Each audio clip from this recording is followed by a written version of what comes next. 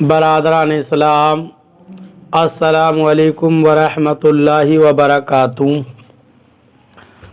آپ تمام ہی حضرات سے گزارش کی جاتی ہے کہ خود بھی قرآن پاک کی تلاوت، ترجمہ اور تفسیر سماعت کیجیے اور اپنے عزیز و اقارب اور رشتہ داروں کو بھی شیئر کیجیے تاکہ آپ اس کے ذریعے صدقہ جاریہ کے مستحق ہو جائیں، اور ہمارے یوٹیوب چینل سردار عالم کو بھی سبسکرائب کیجیے، لائک و کمنٹ بھی کیجیے۔ آج ہم انشاءاللہ تعالی سورہ آل عمران کے متعلق گفتگو کریں گے، اس کے فضائل و مضامین اور اس کا تعارف پیش کرنے کی کوشش کریں گے۔ اعوذ باللہ من الشیطان الرجیم، بسم اللہ الرحمن الرحیم۔ سورہ آل عمران مدینہ طیبہ میں نازل ہوئی ہے۔ اس میں 20 رکوع، 200 آیتیں،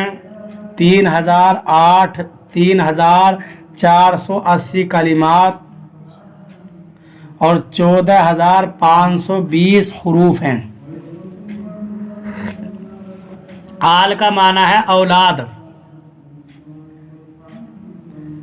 اور اس سورت کے چوتھے اور پانچویں رکوع میں آیت نمبر 33 تا 54 میں حضرت مریم رضی اللہ تعالی عنہا کے والد عمران کی آل کی سیرت اور ان کے فضائل کا ذکر ہے۔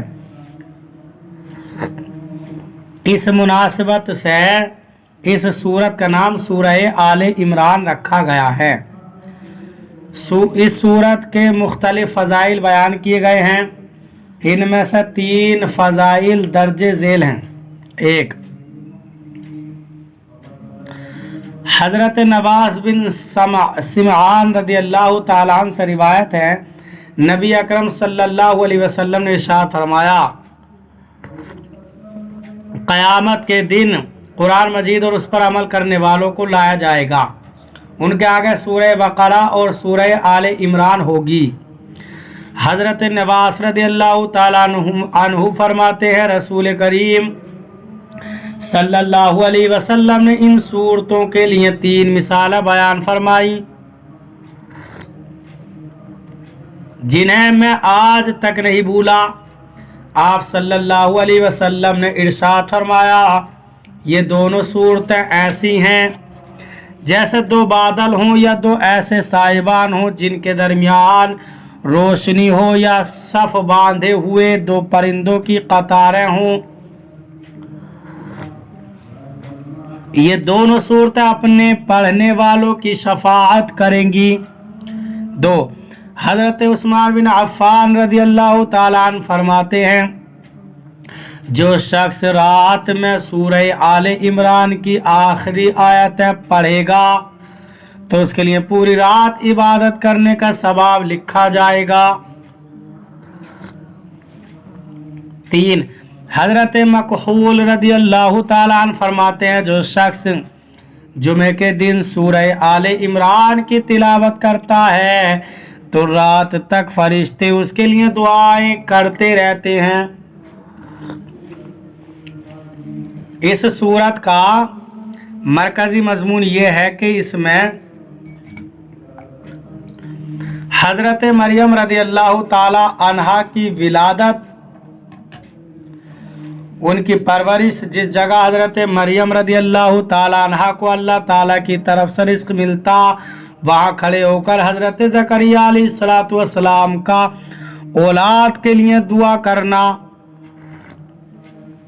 حضرت مریم رضی اللہ تعالی عنہا کو حضرت عیسیٰ علیہ السلام کی ولادت کی بشارت ملنا،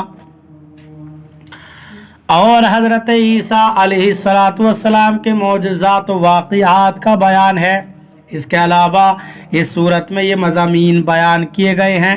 1، اللہ تعالیٰ کی وحدانیت، نبی اکرم صلی اللہ علیہ وسلم کی نبوت اور قرآن کی صداقت پر دلائل دیے گئے ہیں۔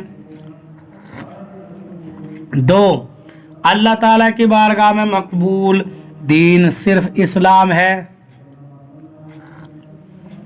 3 حضرت عیسیٰ علیہ الصلوۃ والسلام کی شان کے بارے میں جھگڑنے والے نبی اکرم صلی اللہ علیہ وسلم کی نبوت کو جھٹلانے والے اور قرآن مجید کا انکار کرنے والے نجران کے عیسائیوں سے حضور پرنور صلی اللہ علیہ وسلم کی ہونے والی گفتگو بیان کی گئی ہے۔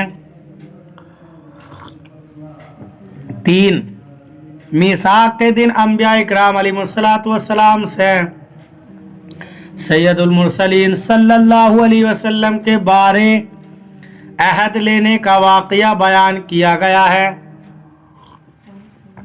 5 مکہ مکرمہ اور خانہ کعبہ کی فضیلت اور اس امت کے باقی تمام امتوں سے افضل ہونے کا بیان ہے۔ 6 یہودیوں پر ذلت و خواری مسلط کیے جانے کا ذکر ہے۔ 7 جہاد کی فرضیت اور سود کی حرمت سے متعلق شرعی احکام اور زکوٰۃ نہ دینے والوں کی سزا کے بارے میں بیان کیا گیا ہے۔ 8 غزوہ بدر اور غزوہ احد کا تذکرہ اور اس سے حاصل ہونے والی عبرت و نصیحت کا بیان ہے۔ 9 امت کی خیر خواہی میں مال خرچ کرنے، لوگوں پر احسان کرنے اور بخل نہ کرنے کے فضائل بیان کیے گئے ہیں۔ 10 شہیدوں کے زندہ ہونے، انہیں رزق ملنے اور ان کا اللہ تعالیٰ کا فضل حاصل ہونے پر خوش ہونے کا بیان ہے۔ 11 اور اس صورت کے آخر میں زمین و آسمان اور ان میں موجود عجائبات اور اسرار میں غور و فکر کرنے کی دعوت دی گئی ہے۔ نیز جہاد پر صبر کرنے اور اسلامی سرحدوں کی نگہبانی کرنے کا حکم دیا گیا ہے۔ سورہ آل عمران کی اپنے سے ما قبل سورہ بقرہ کے ساتھ کئی طرح سے مناسبت ہے، جیسے دونوں سورتوں کے شروع میں قرآن پاک کے اوصاف بیان کیے گئے ہیں۔ سورہ بقرہ میں قرآن پاک نازل ہونے کا اجمالی طور پر ذکر ہے اور سورہ آل عمران میں قرآن مجید کی آیات کی تقسیم بیان کی گئی ہے۔ سورہ بقرہ میں جہاد کا اجمالی طور پر ذکر ہے اور سورہ آل عمران میں غزوہ احد کا واقعہ تفصیل سے بیان کیا گیا ہے۔ سورہ بقرہ میں جن شرعی احکام کو اجمالی طور پر بیان کیا گیا ہے انہیں سورہ آل عمران میں تفصیل کے ساتھ بیان کیا گیا ہے۔ سورہ بقرہ میں یہودیوں کا ذکر ہے اور سورہ آل عمران میں عیسائیوں کا ذکر کیا گیا ہے۔ اللہ تعالی ہمیں قرآن پاک پر صحیح معنی میں عمل کرنے کی توفیق عطا فرمائے۔